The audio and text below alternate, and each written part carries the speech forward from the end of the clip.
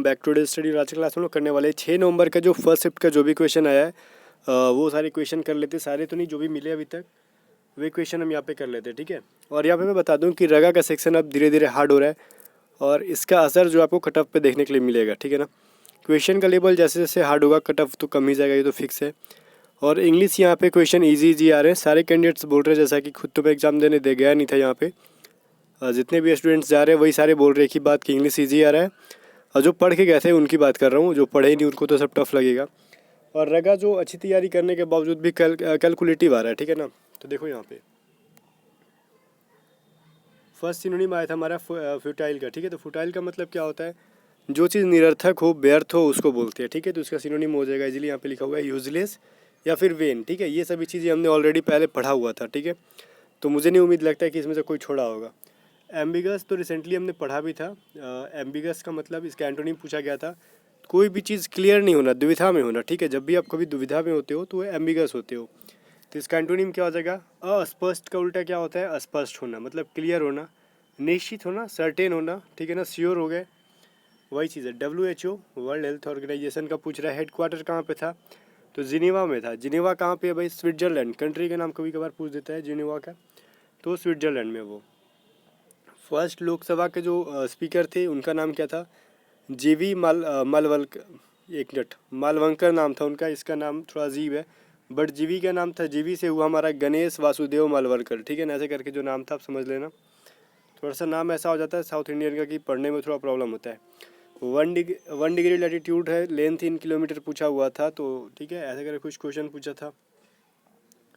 अभी देखो बोल रहे हैं rain drop, why rain drop is circular, ठीक है। जो बारिश की बूंदें होती है वो गोल क्यों हो जाती है, जाहिर सी बात है पृष्ठ तनाव, आपने हिंदी में पढ़ा होगा, जिसको इंग्लिश में सरफेस टेंशन यहाँ पे लिखा हुआ है।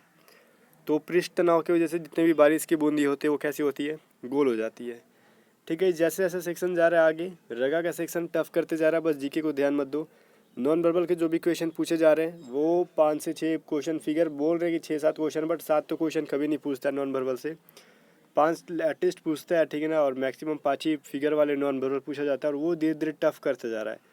मतलब कि इसका नेक्स्ट वाला सीरीज़ फाइंड आउट करने में ज़्यादा प्रॉब्लम आ रहा है, मतलब लॉजिकल क्वेश्चन पूछ रहा है। मैथ भी जो पूछ रहा है 6 से 7 कैलकुलेटिव पूछ रहे हैं, रीजनिंग भी कैलकुलेटिव ही पूछा जा रहा है। वही चीज़ है, जीके तो ये पूछ दे रहे हैं, और मैथ के क्वेश्चन उतना मिल भी नहीं पा रहे कि हम आपको यहाँ पे बताएं, क्योंकि मैथ के क्वेश्चन लगभग स्टूडेंट्स को याद नहीं के बराबर रहता है। बट फिर भी जो भी मान लो हमें बाद में भी मिलता है तो हम टेलीग्राम चैनल पे उस क्वेश्चन को शेयर कर देते हैं, ठीक है। तो एक काम करना, टेलीग्राम चैनल ज्वाइन कर लेना, अपडेट आपको मिलते रहेगा, जो भी बाद में क्वेश्चन मिलेंगे वो सारे टेलीग्राम चैनल पे मिल जाएंगे आपको, PDF भी मिल जाएगा इसका। बेस्ट ODI प्लेयर जो पूछ रहा है कि ODI प्लेयर बेस्ट कौन है, वनडे इंटरनेशनल का जो बेस्ट प्लेयर है रोहित शर्मा यहाँ पे।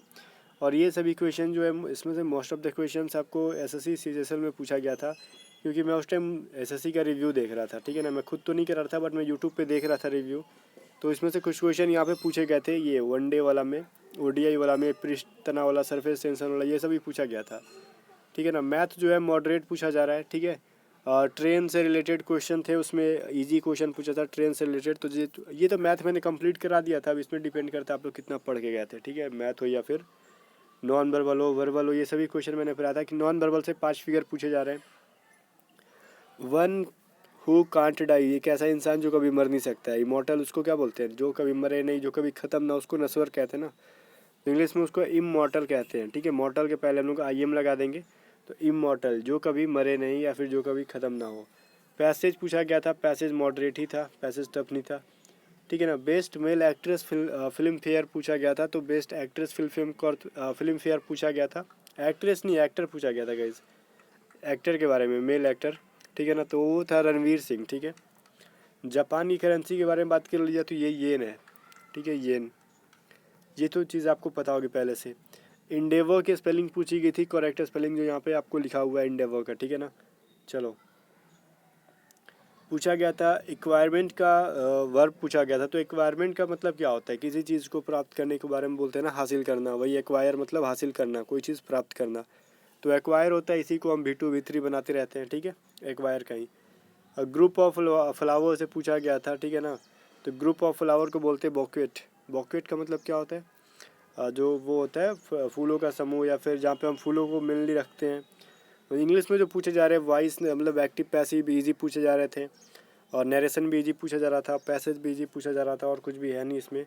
फिल इन द ब्लैंक से 4-5-6 क्वेश्चन पूछ लिए जाते हैं हर साल ये, तो जिसमें से आपको कुछ आर्टिकल से पूछ लेगा क्वेश्चन, ठीक है, जिसका आगे एग्ज़ाम में 7-8 को मैं उसके लिए बता रहा हूँ। फिर जाके प्रीपोजिशन से पूछ लेगा, कुछ फ्रेजल वर्ब से पूछ लेता है, ऐसे करके कुछ वर्ब फिल करने के लिए टेंस वाले से पूछ लेता है। रगा का सेक्शन मॉडरेट टू हार्ड पूछ रहा है। एक चीज़ ध्यान दो, अभी भी टाइम में जिसको जो भी टॉपिक क्लियर नहीं है आपका, तो जाके उस पर प्रैक्टिस कर लो। जो भी जिसका भी 8 को एग्ज़ाम है, 7 के सेकंड या थर्ड वाले में, जिसका फर्स्ट में है 7 तारीख को, वो तो मुझे कम लगता है कि वो कुछ करना चाहिए, बस रिवीजन करते रहो। जिसका भी लास्ट शिफ्ट में है या फिर 8 को है एग्ज़ाम, तो मैं बोलूँगा कि रगा पे थोड़ा फोकस करो, इंग्लिश ईजी आ रहा है, इतने में कम से कम कैलकुलेशन अपना फास्ट कर लो, ठीक है ना। जितना प्रैक्टिस कर सकते हो करो, और एग्ज़ाम नज़दीक आ गया है। हार्डली से ये हार्डली वाला जो फार्मूला होता है ना, हार्डली रेयरली, ये वाला से एक एरर आया था, एरर डिटेक्शन का, ठीक है ना। तो जितने भी क्वेश्चन अभी तक मुझे मिले थे मैंने आपको शेयर कर दिया। बट एक चीज़ मैं बताने वाला हूँ यहाँ पे, आप लोग कट ऑफ से रिलेटेड पूछ रहे हो कि कट ऑफ कम जाएगा ज़्यादा जाएगा, तो मैं कट ऑफ का लॉजिक बताता हूँ यहाँ पे क्या होता है। सबसे पहले तो आप इसके अलावा जितने भी क्वेश्चन आपको पता होगा अभी तक, कमेंट करके कमेंट सेक्शन में ज़रूर बताना, ताकि और स्टूडेंट्स जो हैं उनको एटलीस्ट ये पता चले कि इसके अलावा और कितने क्वेश्चन पूछे गए थे, ठीक है, और कौन कौन से क्वेश्चन पूछे गए थे, तो इससे ये पता चलेगा। और ये बताना है कि टोटल आपने कितने अटैम्प्ट किया है, ठीक है ना, उससे मैं कट ऑफ की लॉजिक बताऊंगा। बट यहाँ पे देखो एक चीज़ ध्यान देना, इंग्लिश हो, फिज़िक्स हो, मैथ हो या फिर रगा हो, कट ऑफ किस तरीके से हाई या फिर लो जाती है उसका रीज़न मैं बताता हूँ। देखो स्टूडेंट तो लगभग सारे अपीयर हो रहे हैं, कुछ को छोड़कर, ठीक है ना। मान लो 1% जैसे मतलब अपीयर ना हो तो उनकी बातें नहीं करें, बट 99% से भी ज़्यादा स्टूडेंट्स अपीयर हो रहे एग्जाम में, ये तो फिक्स है। एक चीज़ यहाँ पे ध्यान दो, अपीयरिंग के साथ क्या हो रहा है ना कि एग्ज़ाम का लेवल इस बार रगा अपने चरम पे है, ठीक है। तो रगा अपने चरम पे, और इंग्लिश यहाँ पे ईजी है, और इंग्लिश ईजी है ना, तो बट यहाँ पे ध्यान दो, इंग्लिश बहुत सारे स्टूडेंट्स का ईजी होने के बावजूद भी अच्छा नहीं जाता है, क्योंकि उनका इंग्लिश अच्छा होता ही नहीं है पहले से ही। उनका अच्छा होता है यहाँ पे रगा वाला सेक्शन, वाई ग्रुप की अगर बात की जाए तो रगा वाला सेक्शन वो अच्छा करके जाते हैं। और इस बार कैलकुलेटिव पूछ रहा है, ठीक है, कैलकुलेटिव ज़्यादा पूछ रहा है, तो जिसका रगा अच्छा होता भी है वो भी कम अटैम्प्ट कर पाता है ड्यू टू सफिशिएंट टाइम, ठीक है ना। यहाँ पे जिसको सफिशिएंट टाइम नहीं मिल पाता, पर्याप्त समय नहीं मिलता, वो लोग कम अटैम्प्ट करते हैं एग्ज़ाम में। तो देखो रीजनिंग तो मान लो रीजनिंग बना लिए, ठीक है, मैथ में फंस जा रहे हैं, जीके बना ले रहे हैं, तो रगा में कम अटैम्प्ट हुआ, इंग्लिश ऑलरेडी ख़राब था, इसके वजह से इसका कट ऑफ पे इम्पैक्ट इसका देखने के लिए मिल सकता है। अगर इसी तरीके से लास्ट शिफ्ट तक पूछ दे तो मे भी, अगर आज पूछ दे, सेकंड में इजी पूछ दे रहेगा, थर्ड में इजी पूछ दे रहेगा, तो फिर जाके कुछ हो सकता है कट ऑफ एवरेज जाए, ठीक है। बट इसी तरीके से रहेगा अगर हार्ड पूछेगा, मैथ मॉडरेट पूछ रहा है, फिजिक्स ठीक है वो तो पहले की तरफ पूछ रहा है एक्स ग्रुप के लिए, वाई का जो है अगर इसी तरीके से हार्ड पूछते जाए तो कट ऑफ पे इसका इम्पैक्ट देखने के लिए मिल सकता है, ठीक है ना। तो एक चीज़ ध्यान देना, जितने भी लड़के हैं अभी आगे एग्ज़ाम देना है तो रगा पे फोकस करो। इंग्लिश आपका रिवीजन हो चुका होगा अब तक, 1-2 दिन में इंग्लिश पढ़ने से कुछ नहीं होगा, ईजी आ रहा है इंग्लिश, कर लोगे आप लोग। बट रगा कैलकुलेशन ज़्यादा से ज़्यादा बनाओ, कैलकुलेटिव मैथ, उससे फ़ायदा ये होगा कि एग्ज़ाम में कैलकुलेशन आपका अच्छा रहेगा, ठीक है गाइज़। इतना ही मैं बताना चाहता था वीडियो में। बाकी वीडियो पसंद है तो लाइक करना और दोस्तों के साथ शेयर करना, ठीक है। चलो मिलते हैं नेक्स्ट वीडियो के साथ।